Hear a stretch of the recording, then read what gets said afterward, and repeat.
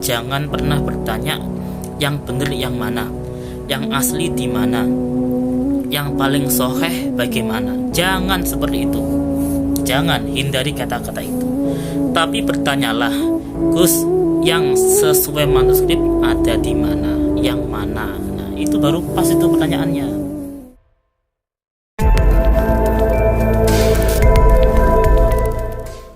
Assalamualaikum warahmatullahi wabarakatuh.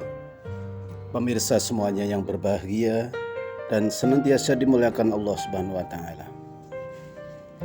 Alhamdulillah, kita bisa selalu semangat untuk menelusuri sejarah leluhur kita.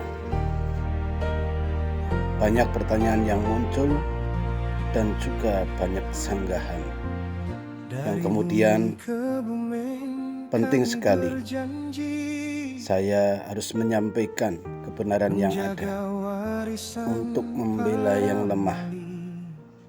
Masyarakat terutama Dhurriyyah Wali Songo secara fisik kuat, secara keilmuan kuat, namun ketika harus membuktikan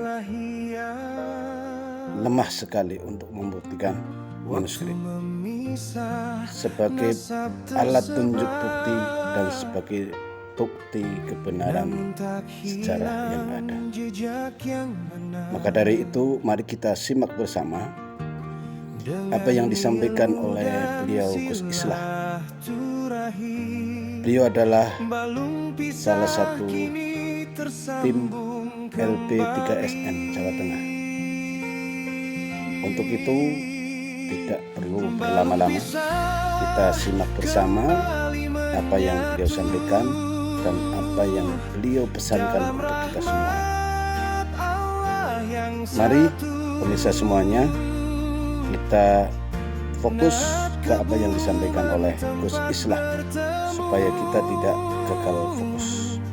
Untuk itu, ayo bareng-bareng kita fokus untuk melihat dan mendengarkan apa yang beliau sampaikan.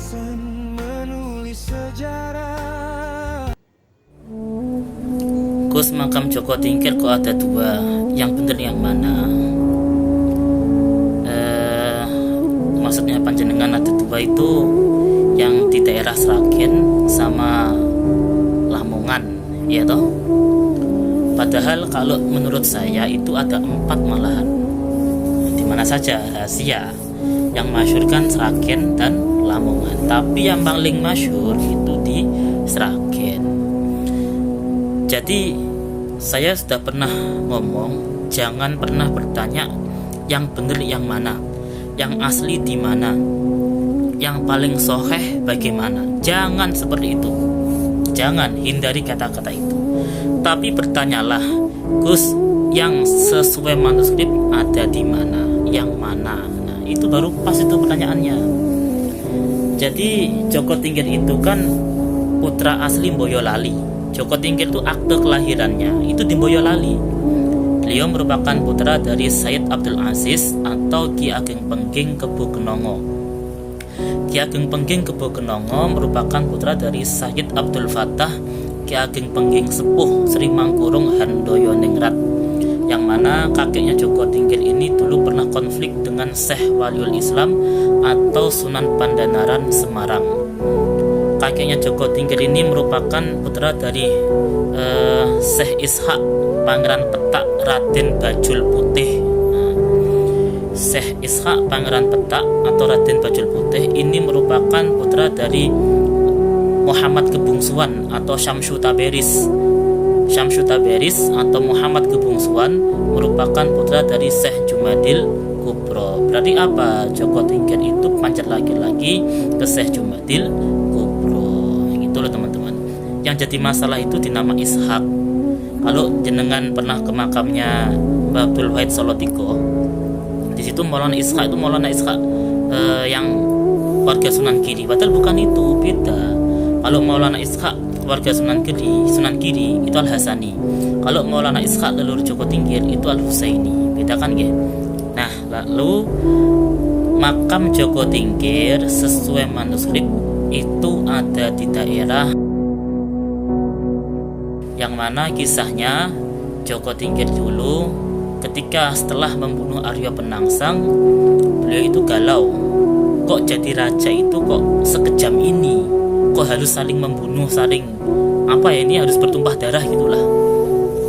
Lalu dia ini merenung, dan dalam perenungan ini diajak oleh anaknya untuk menenangkan diri. Anaknya adalah Pangeran Benowo atau Said Abdul Halim Pangeran Benowo. Diajak mengikuti Sungai Bengawan Solo. Nah, di mana berhentinya Sungai Bengawan Solo, disitulah lokasi peristirahatan Joko Tingkir. Jangan-jangan sendiri, lihat Google Map nggak apa-apa. Disitulah lokasi peristirahatan Joko Tingkir. Lalu Joko Tingkir di situ sambil merawat cucunya, yaitu Said Abdurrahman yang kelak dikenal dengan nama Pangeran Sambulasem. Dan yang berdakwah itu kemudian dilanjutkan oleh Pangeran Benowo. Jadi Pangeran Benowo itu meninggalkan bapak dan juga anaknya, melanjutkan kiprah bapaknya untuk berdakwah. Gitu loh teman-teman. Itu untuk Joko Tingkir. Tapi ada 4 makam. Joko Tingkir punya 4 makam. Yang asli yang mana kita nggak tahu, karena kita nggak menangis sama beliau meninggal. Kita cuma tahu dari cerita dan cerita. Tapi kita perlu melihat manuskrip, dan yang asli itu secara manuskrip ada di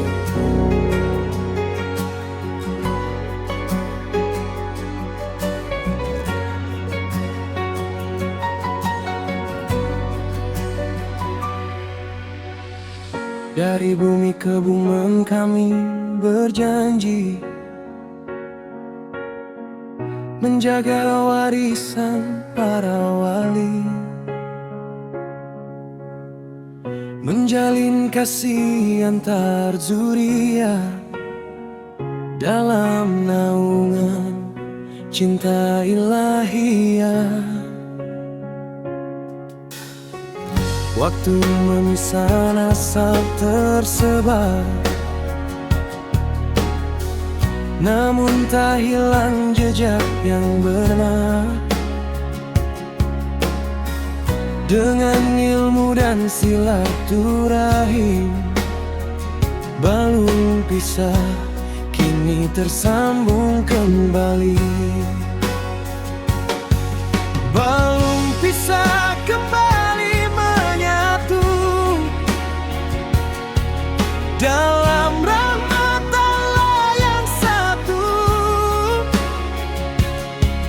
Nah, Kebumen tempat bertemu anak cucu para wali bersujud bersatu.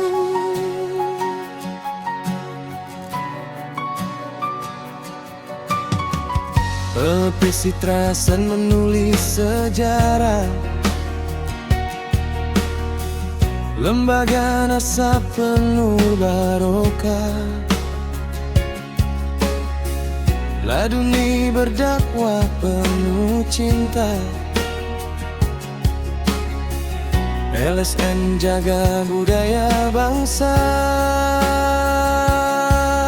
Balung pisah kembali menyatu dalam rahmat Allah yang satu.